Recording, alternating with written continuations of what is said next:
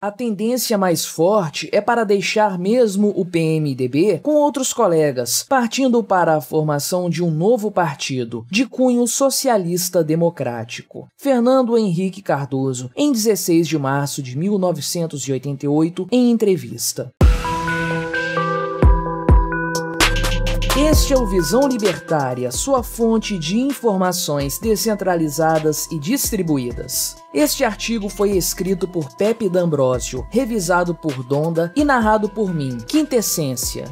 O PSDB foi fundado em junho de 1988, poucos meses antes da Constituição ser promulgada. O partido veio de uma ala mais esquerdista do MDB e foi liderado por figuras como Fernando Henrique Cardoso, Mário Covas e José Serra. Eles acreditavam que o MDB tinha perdido as suas raízes e por isso propuseram uma reforma. Disseram também que dentro do partido era comum a prática do clientelismo e da compra de votos. Portanto, seria necessário criar um movimento que promovesse a democracia e o combate à desigualdade no Brasil. Pouco antes da fundação oficial do PSDB, definiu-se em um congresso que o mascote do partido seria um tucano. O peito amarelo do tucano, a ave natural do Brasil, homenageia o movimento Diretas Já e representa o combate ao desmatamento e a promoção das agendas de sustentabilidade. Embora seja importante conhecermos a origem do PSDB, isso está longe de ser suficiente para o analisarmos do ponto de vista ideológico. Por isso, é importante que consultemos o teórico da escola austríaca Hans Hermann Hoppe. Se você se considera libertário